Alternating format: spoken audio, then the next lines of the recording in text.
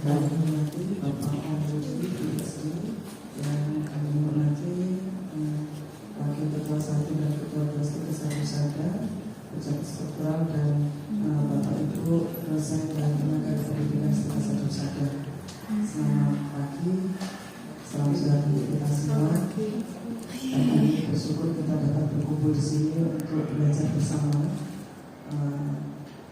mengenai penyusunan proposal hibah penelitian untuk baca pemula dengan narasumber tunggal Bapak Ombudsman.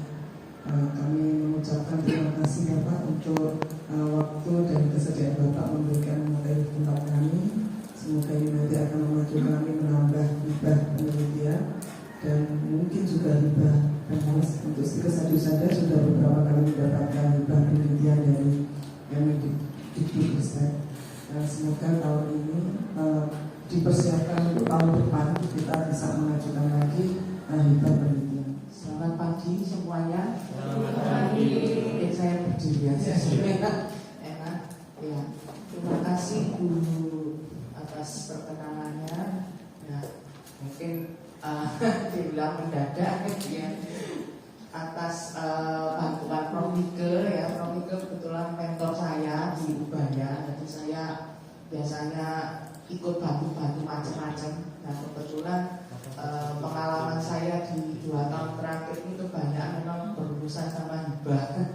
Jadi saya biasanya bantu-bantu mulai dari awal, dari proses penyusunan anggaran, pitching sampai ke terakhir yang administrasi moneter.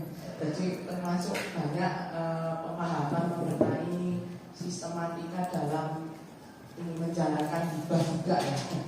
Nah, kebetulan karena proses menjalankan hibah itu rumit ya. Kalau tidak paham mengenai bagaimana menjalankannya, akhirnya proposalnya itu juga kurang baik, kurang meyakinkan. Kalau sudah paham bagaimana cara menjalankannya, biasanya proposalnya akan lebih teratur, kemudian detailnya itu akan meyakinkan evaluator.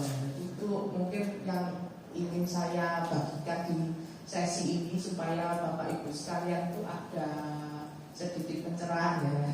Kira-kira bagaimana sih proposal hibah itu idealnya gimana? 70% ke atas, 50% itu sudah lampu kuning. Biasanya yang sehat-sehat itu sekitar 20-30. Makin rendah success rate itu berarti makin bergengsi, prestigious. Kalau rata-rata 20-30%. Nah ini saya masih AI yang saya pakai nah. Elisit sama Research Rabbit. Elisit ini modelnya kayak ChatGPT, jadi tinggal tanya apa research trend yang terakhir itu. Nah, ini database-nya Elisit itu kalau nggak salah sampai tahun 2022. Database papernya, jadi bisa ditanya lewat Elisit langsung. Kalau ChatGPT kadang ngaco ya, jawabnya nanti kasih paper fiktif. Ya, pustaka yang aslinya nggak ada diklaimkan ada. Itu ChatGPT. Tapi ChatGPT itu juga perlu diakui punya intuisi riset. Nah, kadang-kadang kalau kita tanya riset apa yang sedang tren mengenai ini, dia bisa ngasih saran. Dan kadang sarannya bagus. Tapi kalau ditanya itu dari pustaka apa, waktu fiktif semua, tidak bisa dijamin itu benar. Kadang ada yang benar tapi banyak fiktif.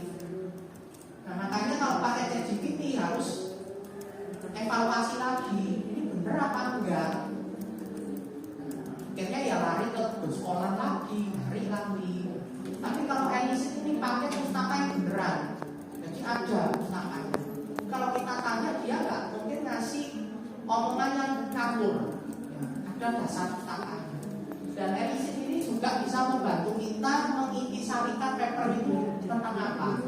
Jadi nanti di judul paper, kemudian di sebelah kanannya itu nanti ada tertulis ini paper ini meneliti tentang ini hasilnya ini. Jadi bisa menyaringkan paper. Nah itu membantu kita dalam istilahnya babat tinjauan pustaka ya. Timbang pakai Google Scholar kan baca satu gitu. Nah itu kadang susah. Nah, tapi kalau pakai Elisit ini bisa cepat. research rabbit ini bantu untuk tahu paper itu disitasi oleh siapa, kemudian itu paper itu mitasi siapa. Jadi bisa tahu past and future-nya paper itu.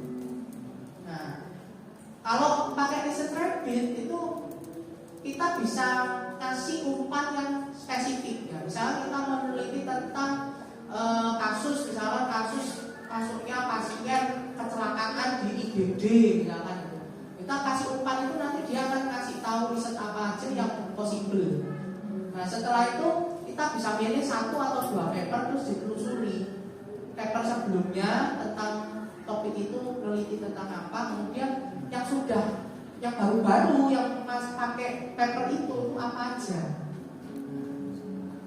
Jadi pakai 2 ini sangat membantu.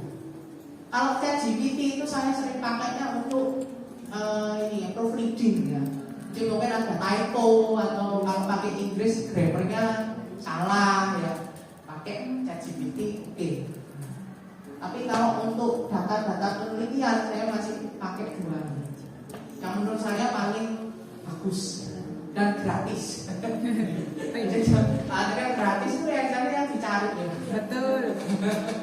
Gratis ini, dua-duanya gratis dan reliable. Makanya saya bisa rekomendasikan. Menambah sebenarnya melatih kemampuan beradaptasi pada kondisi di mana riset itu mengalami bottleneck. Jadi suatu saat itu riset itu pasti kayak ladang minyak itu pasti habis ya. Kayak tambang itu pasti lama-lama habis yang ditambang. Jadi kita mesti kadang harus alih bidang, alih topik lah, bukan bidang ya, tapi topik namanya ya. Jadi kalau masih dosen baru tidak apa-apa untuk eksplor bidang lain. Karena justru semakin kaya CV Anda, mungkin suatu saat Anda bisa apply di bidang yang berbeda. Ya. Kita ini fokusnya kan masih tanda petik bertahan hidup. Bertahan hidup dosen baru itu masih bertahan hidup untuk nyari istilahnya ladang gawe. Bidangnya itu belum jejak, masih macam-macam. Ya. Tujuannya ya tadi ya, karena kita nggak tahu ke depannya itu nanti riset kita itu bakal stop di mana atau mungkin bisa lanjut. Kalau bisa lanjut ya syukur ya bidang itu aja oke. Tapi kadang nggak bisa. Toh kita ini masih muda anak. Jadi daya pikirnya, kreativitinya tuh masih tinggi. Nah justru malah dosen senior itu kalau bisa tuh yang muda-muda itu kan diminta supaya brainstorming. Mikir macam-macam itu nyeleneh enggak apa-apa, nanti kan bisa diskusi. Semakin Anda punya pikiran bidang yang macam-macam, itu selain karir Anda terbantu, sebenarnya institusi juga akan terbantu. Ya, karena kreativitinya itu memperlebar sayap. Siapa tahu gitu. Yang dosen, yang senior juga bisa merasakan ini ya apa? Peremajaan. Kalau topiknya tuh baru itu kadang yang senior itu kan tertantang ya mikir sota ini kan, kegiatan itu, itu tertantang dan dengan pengalamannya beliau mungkin bisa kan juga bisa mengarahkan ini loh, ada cacat metodologinya atau cacat logikanya. Jadi yang muda juga misalnya berkembang ya, tambah sip, yang senior bisa fresh. Itu yang penting gitu. Jadi tidak apa-apa kalau menurut saya kali bidang tidak apa-apa, apalagi masih muda. Nanti kalau mungkin sudah kepangkatannya sudah masuk LK, sudah ke kepala, ya mungkin ini ya saturated sekali agak jenuh di bidang itu gitu. Karena kebanyakan kalau sudah mulai masuk masa karir yang tinggi itu, ini sudah lumayan apa ya, drain gitu, terkuras. Meskipun tidak ada jaminan ya, ada yang orang 4 sampai berapa ya, rata-rata sih terkuras. Apalagi kalau sudah jabatan tinggi itu biasanya dominan itu bukan penelitian, biasanya lebih ke arah organisasi. Biasa. Betul. Tidak ada cukup waktu buat penelitian. Penelitian waktunya cuma 20%. Belum ngajar itu biasanya di proposal kita, atau kita ganti-ganti urutannya, nanti akan membuat masalah itu. Kemudian mengenai anggarannya juga itu biasanya akan ditulis kriterianya apa saja yang boleh dimasukkan atau tidak boleh, mengacu pada SPM atau tidak, kemudian berapa persen per bagian kegiatan atau per bagian satu riset itu diperbolehkan ya. Mungkin bahan habis pakainya berapa persen, honorariumnya berapa persen, itu biasanya juga ada di panduan ya. Karena itu panduan ini sangat penting ya, esensial. Kalau tidak ada panduannya nanti bingung ya. Jadi biasanya harus kita siapkan, entah kita cari di websitenya si pemberi hibah atau mungkin dikirimkan hard copy-nya mungkin ke institusi ya, itu paling tidak kita harus sudah siapkan. Kemudian mencantumkan janji luaran ya, luarannya seperti apa, relevan atau tidak dengan riset yang diproposalkan ya. Dan kemudian nanti anggarannya kita cek lagi apakah sudah sesuai dengan panduan. Dan mungkin yang paling terakhir itu ngecek judul ya, karena judul itu biasanya ditaruh di belakang karena menyesuaikan ya dengan apa yang sudah kita susun, kemudian nanti dibuat semenarik mungkin supaya bisa menarik perhatian dari pemeriksa proposal. Jadi begitu ya Bapak Ibu. Bisa kita mungkin mulai siapkan kesiapsiagaan tanggap darurat bencana. Mas Konsulti IGD, perawat di IGD Rumah Sakit Bapak Usada dan RSUD Kanjuruhan Malang terkait dengan adanya korban massal tragedi supporter Kanjuruhan. Nah, tujuan kami adalah ingin yang pertama itu ingin mengetahui skill dari perawat yang ada di IGD, karena perawat yang ada di IGD itu adalah gerbang utama dalam menerima pasien. Jadi mereka harus tahu tata cara untuk melakukan triase. Ini untuk ringkasan dari pemaparan kami.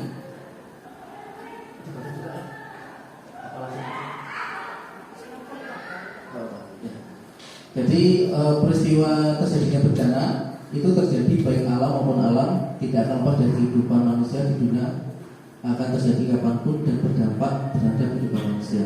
Dan yang terjadi pada tahun lalu adalah kejadian bencana akibat buatan manusia atau bukan dari bencana alam, sehingga menewaskan sebanyak 132 orang meninggal dan 96 luka berat dan 484 luka ringan. Takutnya kan over dari waktunya sampai tahun ketiga yang jadi agak perlu diperhatikan ya Pak ya.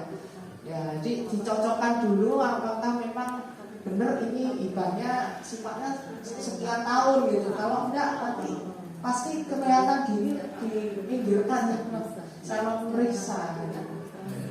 Iya, jadi ya memang ini pentingnya ini ya kita menyesuaikan dengan panduannya ya ini gitu. Kadang-kadang yang dimaksud juga bukan real implementationnya ya Pak ya. Kadang-kadang dikasih gini tapi cuma hanya untuk bayangan bagi pemberi hibah. Nanti kira-kira dikembangkannya apa gitu aja tapi bukan bukan real gitu. Ada yang seperti itu. Jadi ingin memberikan justifikasi bahwa program yang diberikan itu memang nanti akan ada kelanjutan dari penelitian yang dilakukan ini gitu. Jadi perlu nanti dilihat ya Pak. Berarti kalau yang ini lebih baik tahap satu saja ya Pak? Bukan saya bilang itu ya, tapi lihat dulu Pak. Ini memang benar mau tidur atau enggak. Kalau enggak ya memang lebih baik tahap satu aja. Karena kalau yang saya tangkap ya dari judulnya kan skema penelitian dasar. Ya kalau dasar kalau sampai segini ini sudah enggak dasar lagi, sudah masuk terapan ya. Nah saya khawatirnya itu over the limit gitu. Samplingnya dengan berproses sampling, uji verti tes untuk analisis data.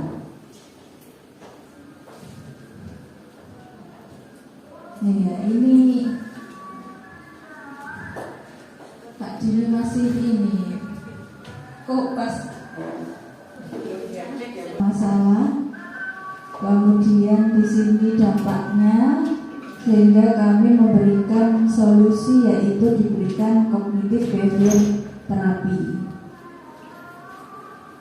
Jadi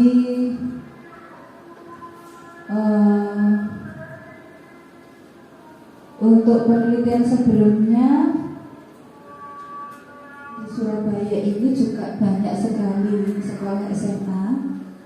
Kemudian ada 3 kasus remaja bunuh diri pada tahun 2023. Untuk roadmap penelitian seperti ini.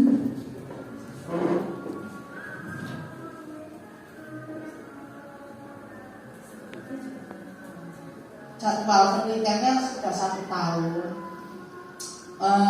Untuk roadmapnya mungkin saya tadi lihat kok agak panjang ya. Itu apa tulisannya tahunnya lebih dari setahun ya roadmapnya. Nah, itu mungkin perlu ini yang disesuaikan lagi Bu mengenai ininya ya skema roadmapnya.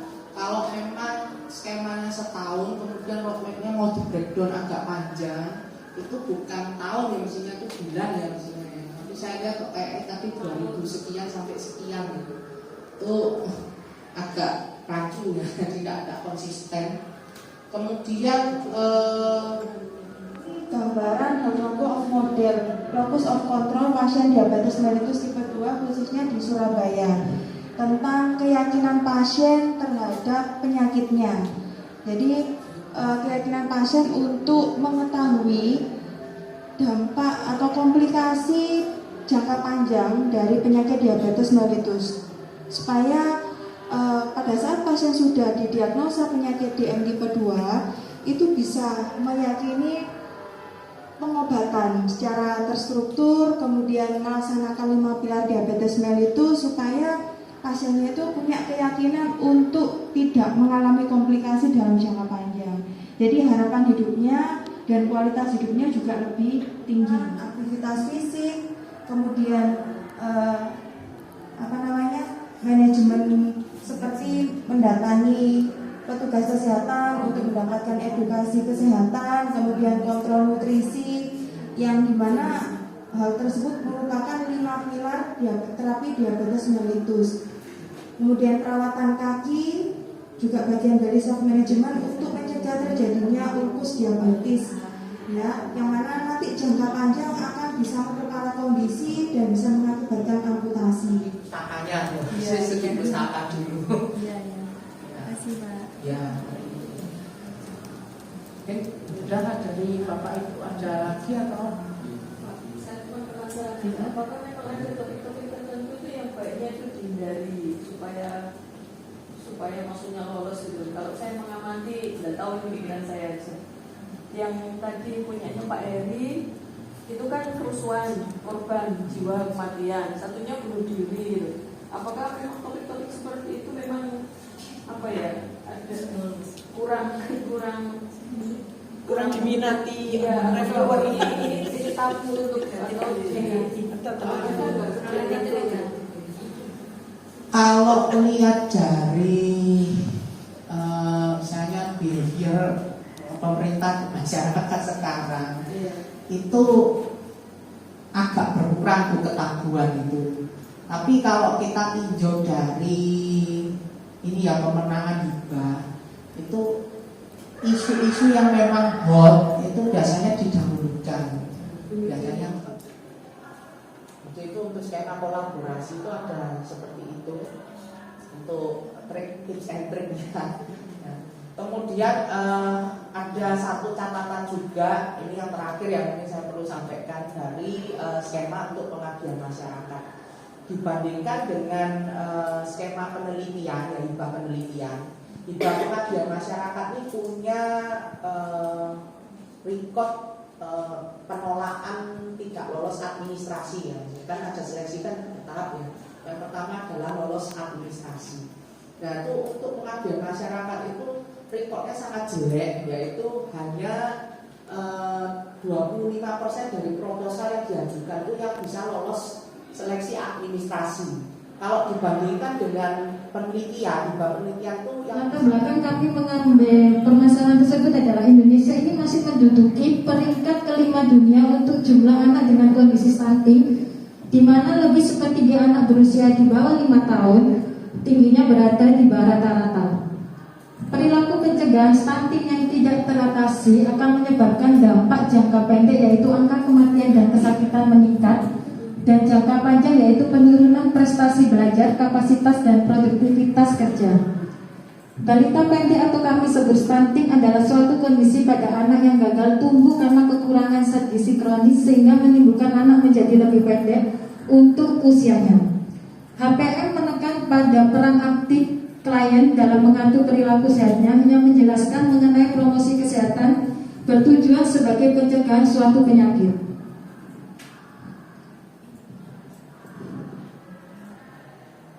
Secara global pada tahun 2016, 22,9% atau 154,8 juta anak di bawah usia 5 tahun menderita stunting yang disebabkan oleh rendahnya tinggi badan menurut usia. Ujungnya adalah memilih segmen anak usia 2-5 tahun ya. Jadi nanti yang di grafiknya itu kalau bisa di highlight atau kayak dibikin menonjol bagian itu ya, 2-5 tahun. Yang sisanya cuma biarkan aja seperti grafik-grafik yang ya bagian grafik gitu aja, tapi tidak terlalu menonjol. Misalkan kalau pakai pie chart gitu, kalau 2-5 tahunnya kayak ditarik gini ya, atau angkanya juga di bold gitu, supaya kelihatan ini adalah segmen incaran yang ya segmen penelitian itu. Ya yang lainnya ya biarkan apa adanya aja. Kemudian kalau untuk masalah roadmap ya, roadmap ini itu hanya menampilkan fishbowl diagram ya, hanya diagram melakukan. Ini kalau seperti itu aja nanti yang baca bingung Bu. Ibu ini berada pada tahap yang mana ya? Karena di gambarnya ini kan ya selain tidak ada tahunnya, posisinya ibu di mana itu tidak ditunjukkan di sini. Nanti orang berpikir mana ya? Harus nyari dari manuskrip ini, baca semua. Nah, reviewer kurang suka ya. Jadi kalau ibu ingin memperbaiki ini ya, bisa kotaknya itu diberi warna lain, misalkan untuk posisinya ibu itu yang mana. Yang kami ambil di sini adalah terkait dengan transformasi digital, di mana dampak transformasi digital ini semakin dirasakan, mulai dari telemedicine, big data, AI dan sebagainya. Dan ini juga meliputi akses perangkat medis yang terhubung. Dan manfaat yang ditawarkan oleh transformasi digital ini meliputi akses yang lebih baik, perawatan yang lebih baik, efisien dan kolaboratif antara tim kesehatan seperti itu. Nah, transformasi digital kesehatan itu bukan merupakan suatu akhir Bapak Ibu, tapi merupakan suatu proses panjang yang memang harus dijalani sekarang. Nah, di sini merupakan perjalanan panjang yang sedang berlangsung dengan potensi yang luar biasa. Untuk apa? Untuk menjadi perubahan yang positif dalam industri kesehatan. Gitu ya. Nah, untuk memaksimalkan manfaat dan mengatasi tantangan ini penting bagi semua pihak yang terlibat. Tidak hanya pasien, tidak hanya dokter, tapi juga pelayanan kesehatan itu sendiri. Baik itu rumah sakit, klinik dan sebagainya. Seperti yang dicanangkan oleh pemerintah, salah satunya bahwa pada tanggal 31 Desember 2023 kemarin, semua fasilitas pelayanan kesehatan harus terintegrasi dengan rekam medis elektronik. Udah overkill kalau menurut saya, lebih sih sudah. Ya kenapa?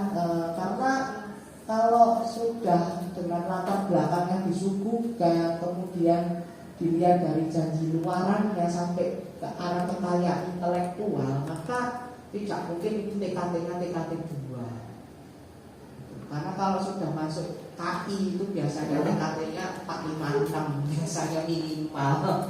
Syukur-syukur 189 ya. Jadi kalau diklaim sebagai TKT 2 ini kelihatannya enggak masuk, enggak logis itu. Nanti orang-orang mungkin pada disambung ke yang penelitian terapan aja kalau seperti itu. Itu sejalan dengan desentralisasi pemerintah ya. Jadi di mana setiap kabupaten atau kota di Indonesia itu sudah bertanggung jawab atas sistem kesehatan nasionalnya sendiri.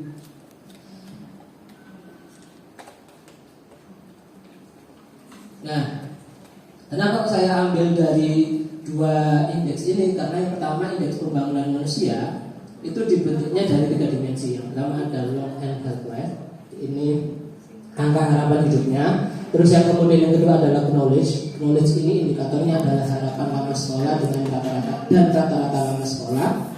Kemudian yang ketiga adalah standard of living. Jadi pengeluaran real per kapita per bulan.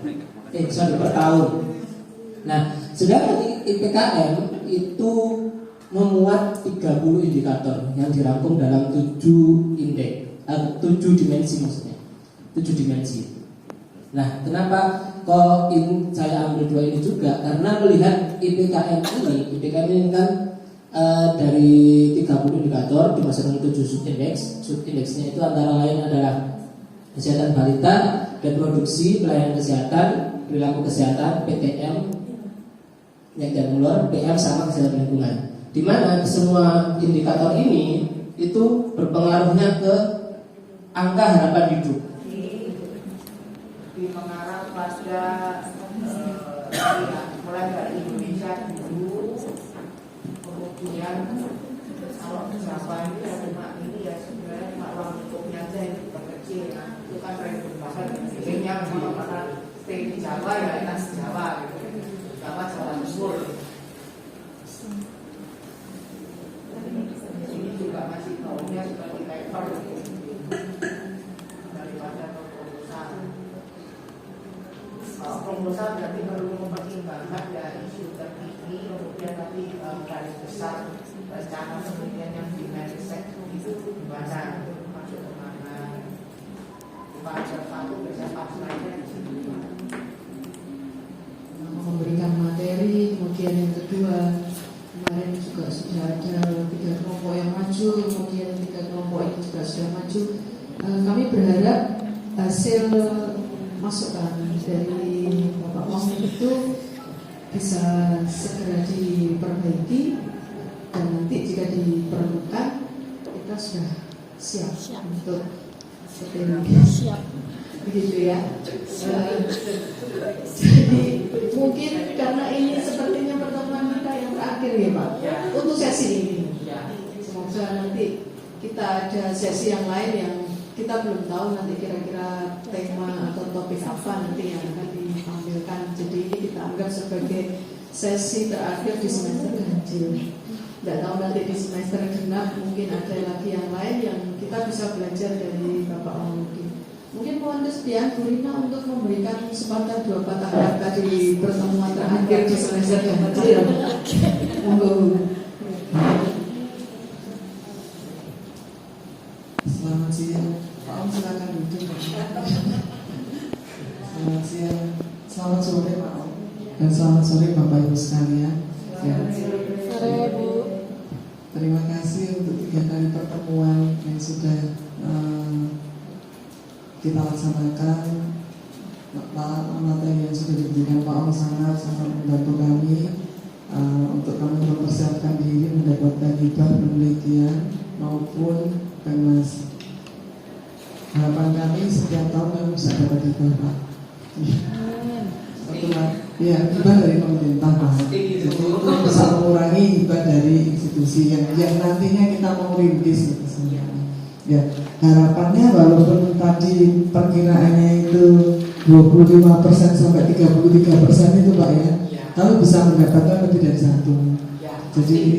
Jadi kami mengajukan ya lebih dari, yang pasti lebih dari 2 kita mengajukan supaya dapat seleksi dan ter-ACC 2. Karena tahun 2020 atau 2021 kita dapat 3. 20 ya, 20 atau 21 ya? 20 itu dapat 3 Pak. Dari berapa proposal? Dari 3 Pak, dapat semua. Dapatnya itu kisarannya 20 juta ya Bu. 20 juta masing-masing gitu Pak. Jadi ini kebetulan sekali itu kita dapat 3. Kemudian tahun berikutnya nggak dapat ya. Tahun berikutnya 1. Maju 1 dapat 1 ya kalau nggak salah itu. Seperti itu. Nanti tahunnya harus kan Bu. Nah. Ya, harapannya yang sudah presentasi ini Pak, kan ada 6. Itu harapannya nanti disiapkan dengan skema yang sesuai tadi arahnya Pak Om, yang tinggi yang dimasukkan.